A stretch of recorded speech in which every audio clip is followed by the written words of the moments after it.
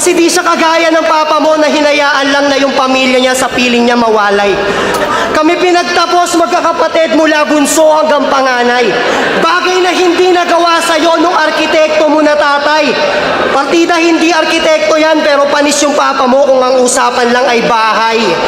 Kasi lumaki kang walang ama. Yun ang mahirap tanggapin. Kaya ba? Kasi lumaki kang walang ama. Yun ang mahirap tanggapin. Masakit mapalo ng sinturon, pero kung walang papalo sa'yo noon, yun ay mas masakit pa rin. Ako kasama ko yung papa ko hanggang sa entablado ang galing. Ikaw kahit ilang tinidor o kutsara pa yung ihulog mo dito ngayon, wala kang papandarating!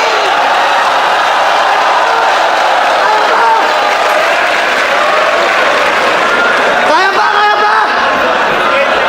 Kaya wala nang takas tong si Marco, siya ay bibitayin na. At tatakbo yung paa mo at bibilahin pa. Mamas! Isa pa! Kaya wala nang takas tong si Marco, siya ay bibitayin na. Tatakbo yung paa mo at bibilahin pa. Mama, sa pano ngayon dito yung dadanasin niya. Parang papa mo, wala kami planong buhayin ka.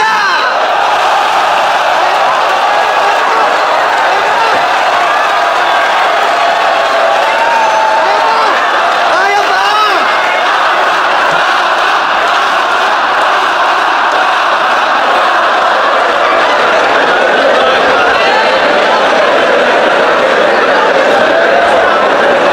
Ganyan. Ganyan pumanat at sumasapak, di puro amba. Ang mga katapat dilang basag, wasak-wasak pa. Isa pa. Ganyan pumanat at sumasapak, di puro amba. Mga katapat dilang basag, wasak-wasak pa. Kawawang poison sa harap ay nagmukha lang tanga. Wala nang tatay, tas binagi magpalang mag-ama.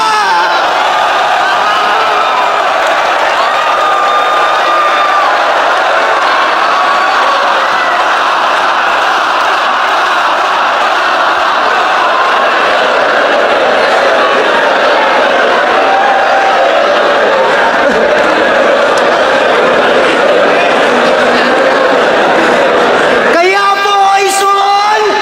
Huwag ka nga ditong magpadida. Padida.